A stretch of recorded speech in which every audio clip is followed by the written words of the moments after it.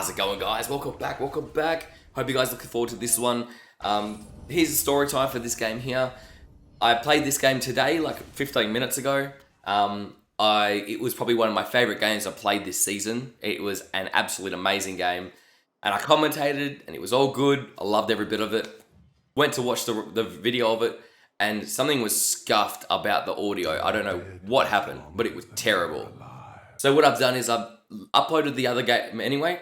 That one's in the description and as a comment below. So if you want to watch it, it's all yours. I'm not going to make it a public video because it sounds atrocious. But if you could push through the sound and just actually watch the game or the commentary, I think you'll actually like it. In this game here, we're versing a Mumu Jungle. Now, a Mumu Jungle is actually something you'll probably verse quite often in lower brackets. High or low, you never see it. This is probably the first one I've seen in months. Mumu Jungle is very predictable. He starts Raptors. So I thought this is a perfect game for me to test out and invade aggressive Jungle Yorick, right? This is probably one of the most aggressive Jungle Yorick games I've ever played. And I loved every bit of it. It was just exhilarating playing this game. So whenever you're starting this, if you can guarantee they're starting Raptors, always go for the invade if you clear faster than they do. And I knew in this scenario I did. So you can see my Pantheon gets vision on the Mumu. That tells me that I'm right. He is starting top half, and my position starting at the Wolves is good.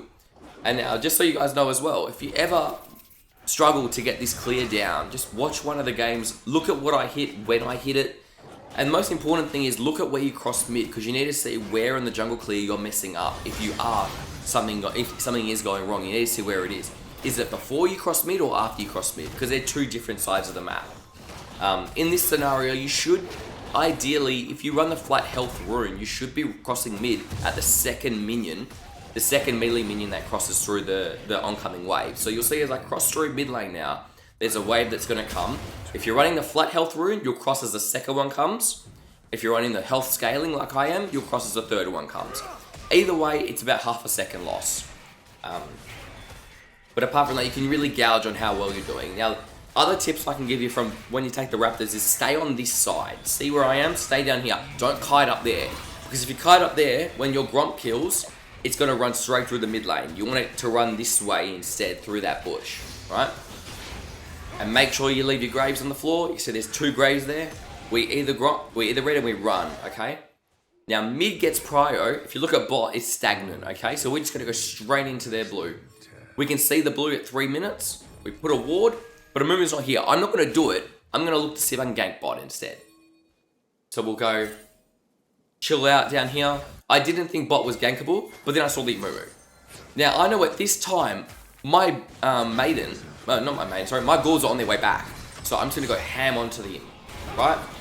Now, my favourite part about this invade, and I'm going to stop and pause it every now and again as well, is whenever you do a play like this, and you put your wall out, and he runs away, he's now blocked from getting to this blue. He can't get there anymore. This always happens because a lot of times the jungle will run up here, you put a wall out, you hit the blue and you run back down here, and you kite the blue away from him. So I don't have to smite this. So I can literally just take it as is. And you can see my ghouls are over there hitting the Mumu. He doesn't know what to do. He's trying to get into the game and he can't get into the game. My ghouls aggro onto the Gromp there. And I know from this position, I still have smite. I can just take this. So I'm just going to go straight for the Gromp. Now, I thought he was maybe waiting, so I smited it. And then in this position, we've got what we needed to do. I was actually trying to go for maybe a ghost onto him, but I thought, you know what? Take the safe option. It's always better. We've got a 2 camp advantage of him now. We're just going to go straight for the scuttle. And for the scuttle, if you have a look at the map right now, you can see his Raptors have just spawned as well. I am so strong that I'm just going to screw this guy over. And I saw my support was with me and he played really well. See him? I'm going to ghost on his ass, dude. I'm running straight to him. So we see him. Look, he has smite. It's absolutely fine. This is why you run ghost. This is why you run ghost. Now, MVP to Rakan for that play. Now, remember, his Raptors have spawned. What did he do afterwards? He went Krugs. Let's go take his Krugs. You got to keep an eye on his respawn time, for his camps. So remember, we just took his bot side. This is his respawns. He needs this for experience right now, and he's not going to get it. Now, he doesn't have any camps to do after this, so it's important. Put yourself in his mind. What's he going to do now? He knows his top camps aren't there anymore. So what's he going to do? In my head, he's going bot. Because bot is an easy lane to gank with a Thresh, and it's also where my camps are respawning. Okay? He actually goes mid instead. There he goes mid, my support's there, ready to go. My ghouls come back after failing to do the top scuttle.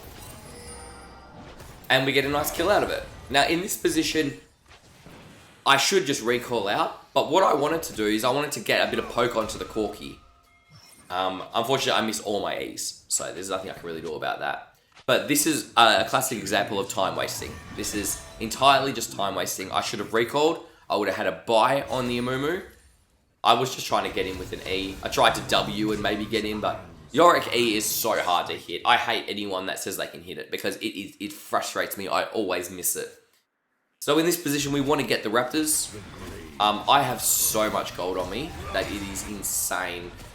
If you've watched any of my videos lately, you know I have a horrible habit of not recalling. I just try to keep too much pressure, and sometimes it's got a negative impact on me. So we leave the ghouls to solo the Raptors. If you don't know already, 2 ghouls can solo the whole Raptor camp. The reason I didn't leave it is because I only had 1 ghoul there and I hadn't recalled. So we're gonna, as a general rule of thumb, 2 ghouls can solo any camp except the buffs. That's pretty much the general rule. I think Gromp, they can't solo Gromp either. So 3 ghouls is pretty standard. 2 ghouls are good. Now, order of operations here. You see how Raptors have just respawned, right? What we want is we want to punish him, but we want to also do multiple things at once. So what's the way we do this? What we do is we do the grubs, right? We wait until it's safe to leave. And let's go get his Raptors. We don't need all 3 grubs right now. We got the most out of one of them. Let's make sure he loses his Raptor camp, because that's important to me. I don't want him to have his Raptor camp. So we'll take this, make sure the ghouls are on it. He tries to farm my Krugs anyway, and he dies out of it.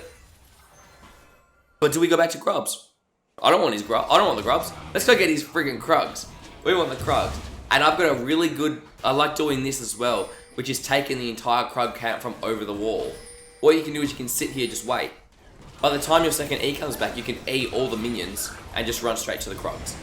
So the grub, sorry. So I didn't get any of those. I missed maybe 1 or 2 small minions, but we got everything we needed out of it. We denied all his experience. And when I say we denied his experience, he's somehow level 5. I don't know how. Back in season 4, 3, 6, 7, that Amumu would be like level 3 right now. But alas, that's a very different time. So Amumu's running bot side. I'm imagining he's going to go for the dragon, right? Because either my red or the dragon, something around those, because that's where he has control. He has a bot side that's not too far behind. So we might as well get his red. Now remember, don't commit to it. Just start the red, let your ghouls finish it, try to do something else. In this situation, I'm pretty sure I go top.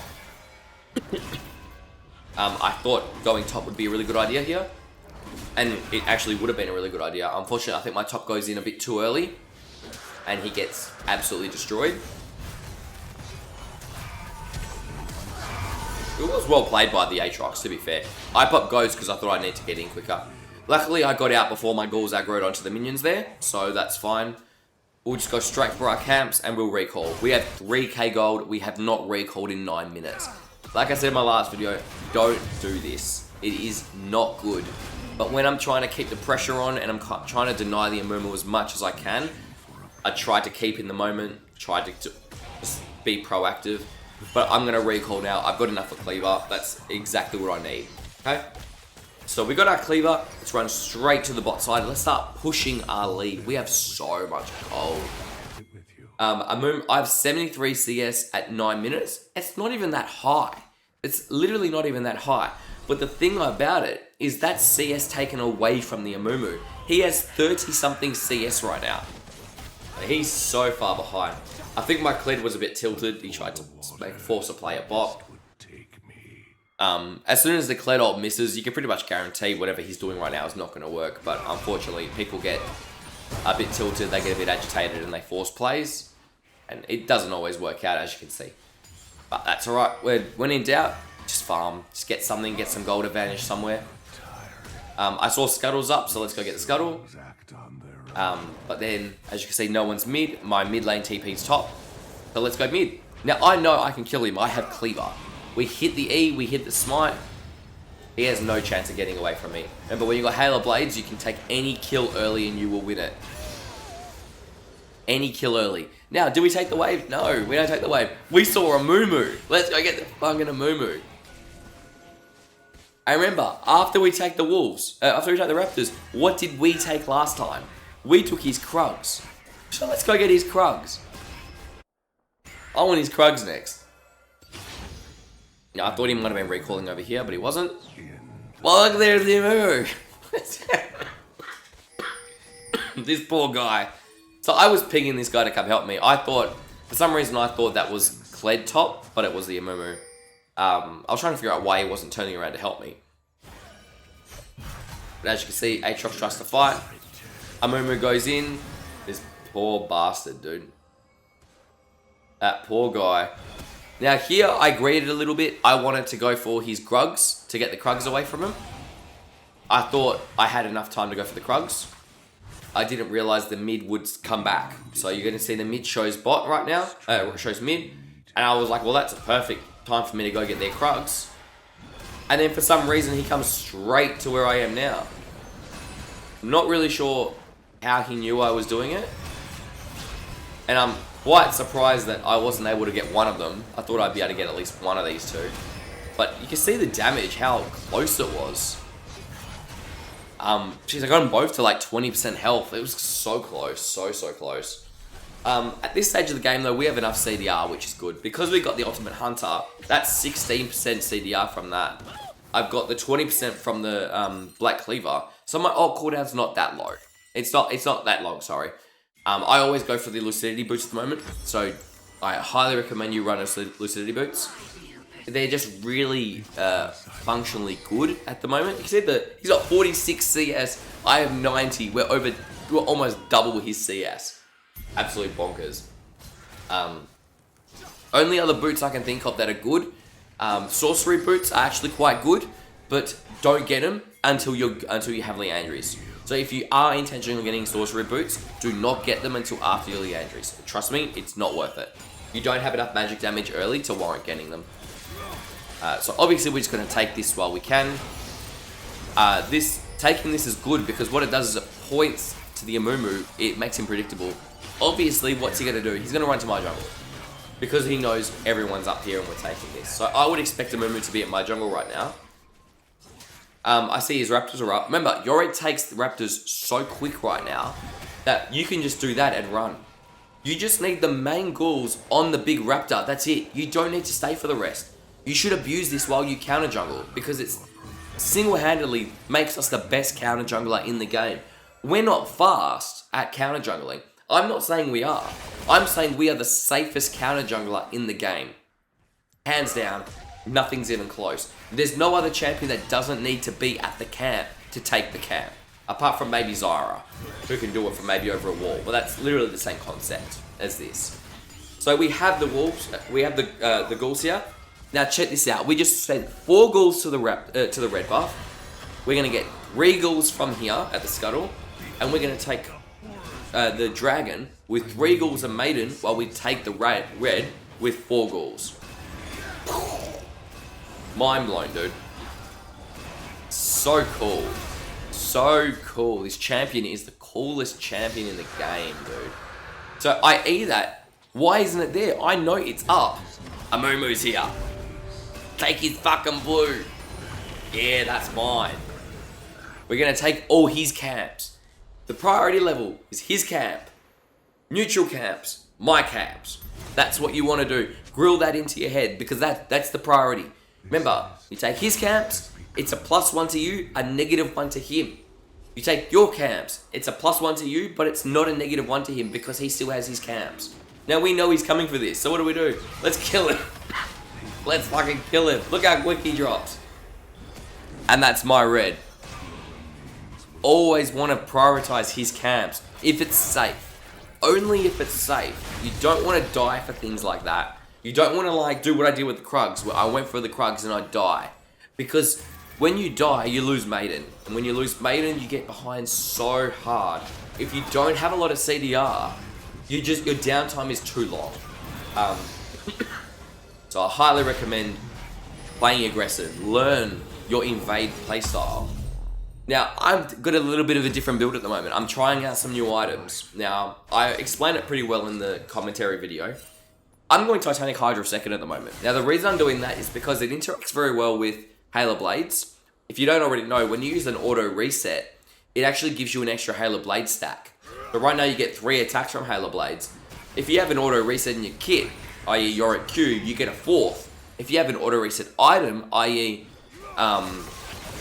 Titanic Hydra, you get a 5th. So we get 5 attacks at 110% attack speed bonus. It's crazy. It's so good. The only problem with Titanic Hydra is it's very expensive and it gives no CDR.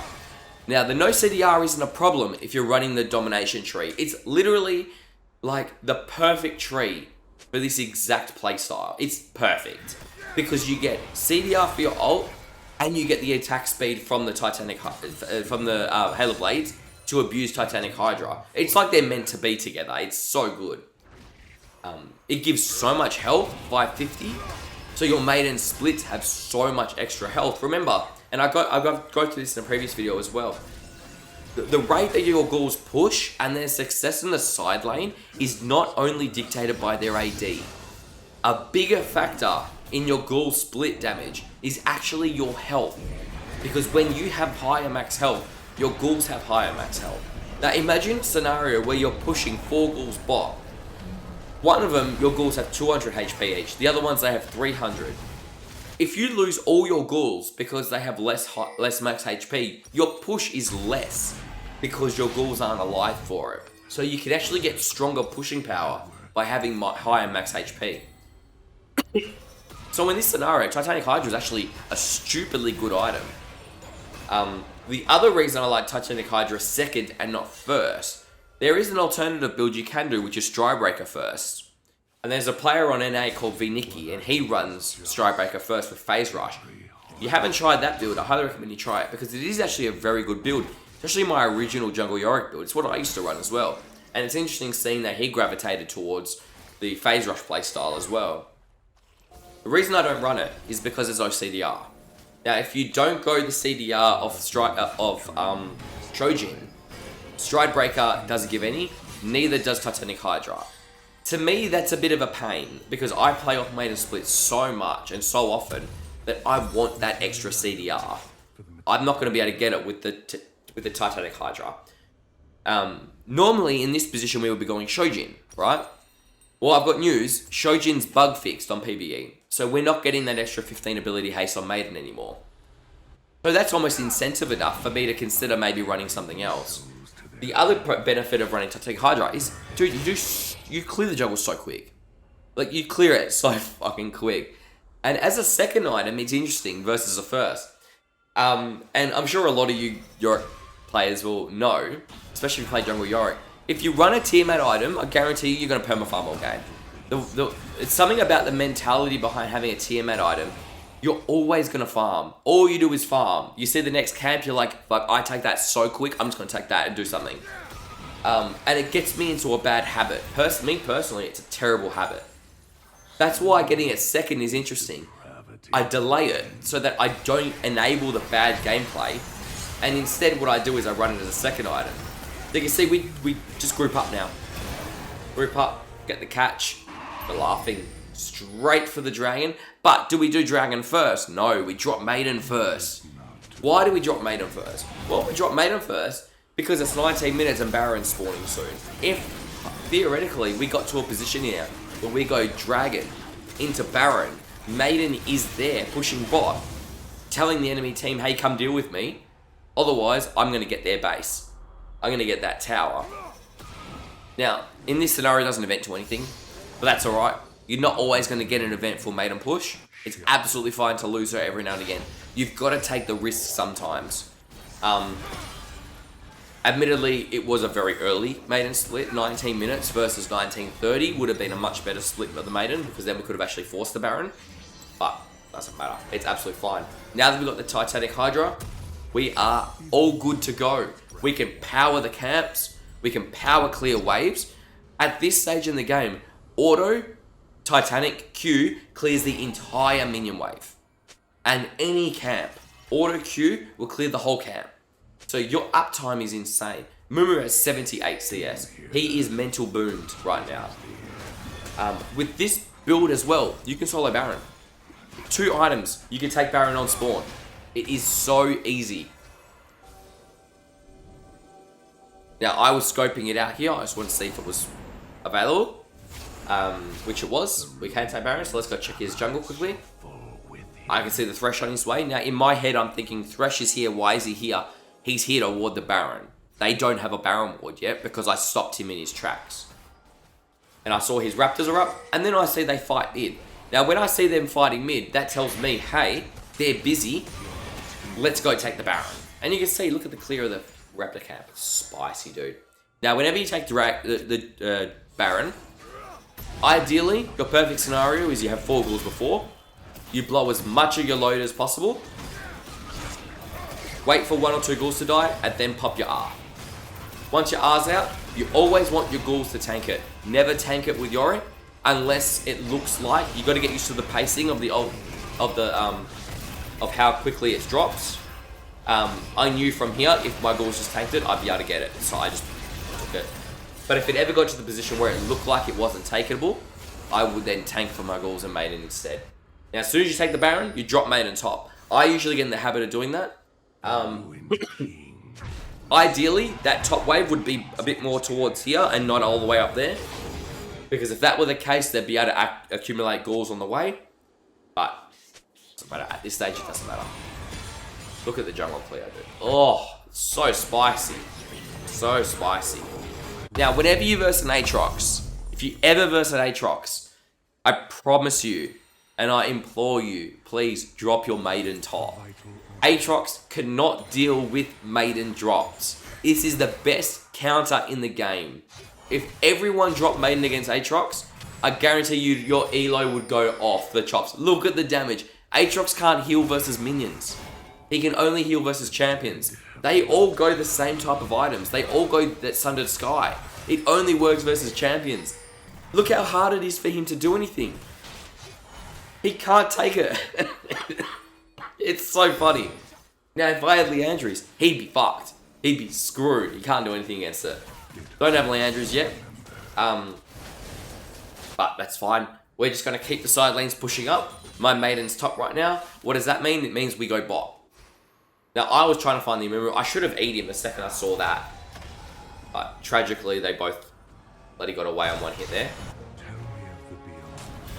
Cool. So we summon ghouls. Let's push up this wave. You can see we're basically we're probably 9 CS per minute at the moment.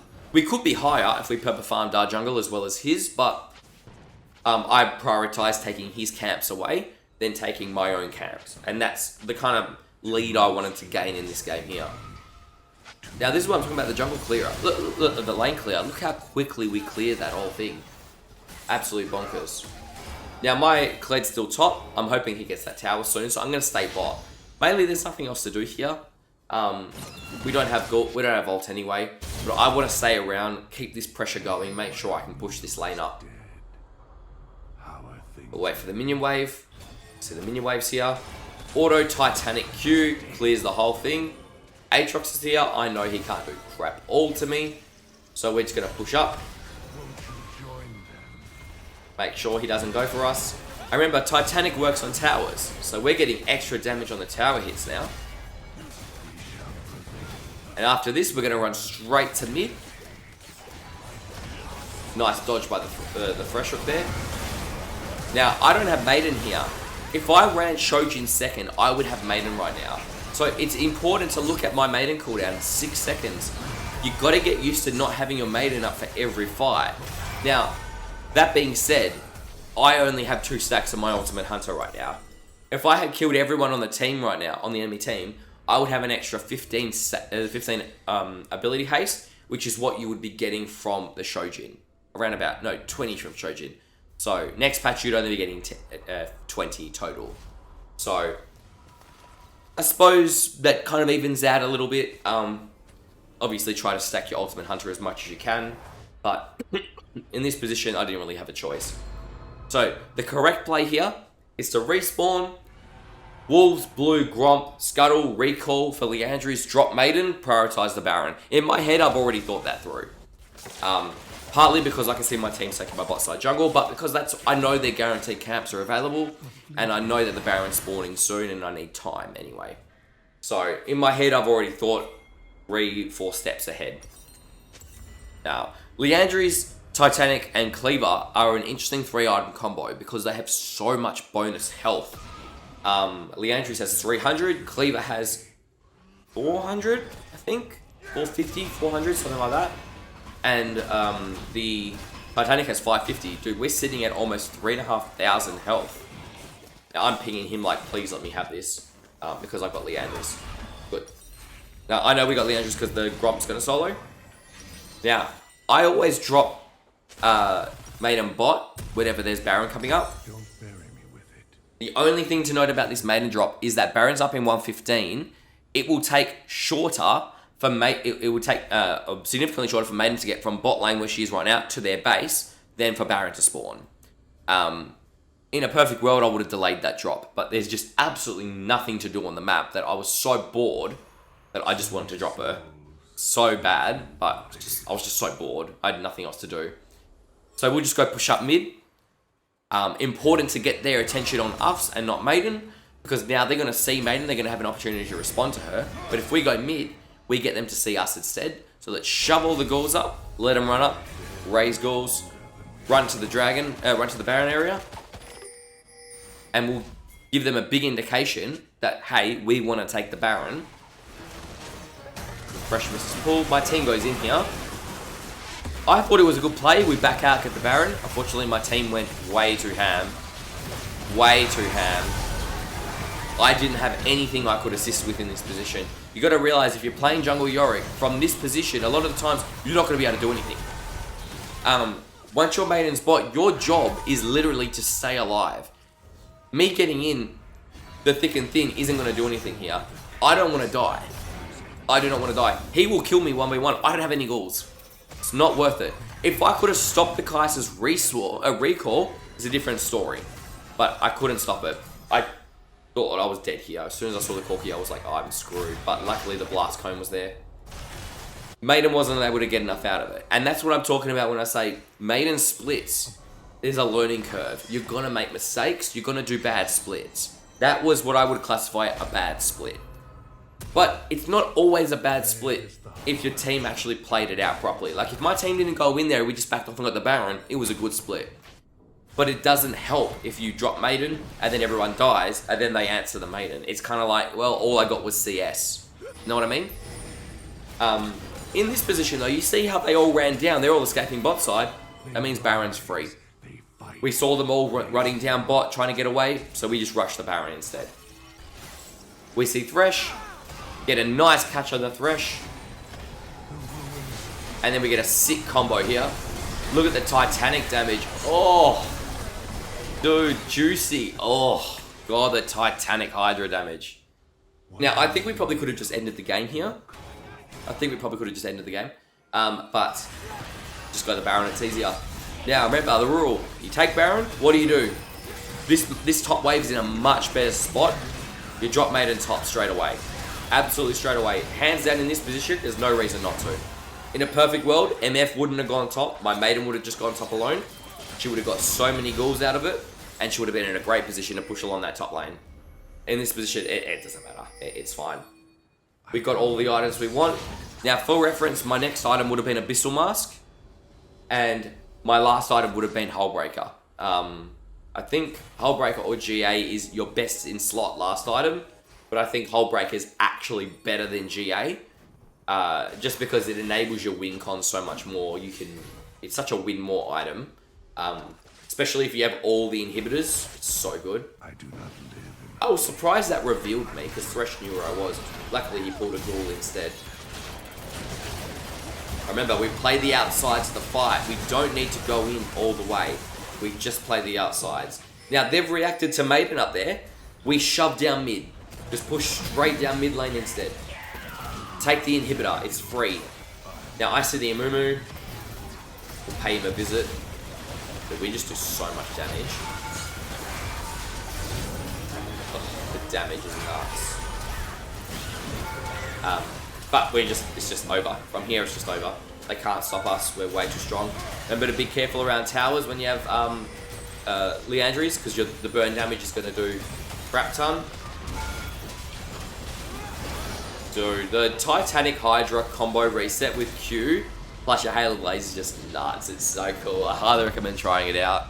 Alright, hope you guys like that one. That was such a good game. We were so far ahead. I love the early aggression. It's so good. Let me know if you don't mind the post-game commentary. And I'll catch you guys in the next video. Thanks for watching.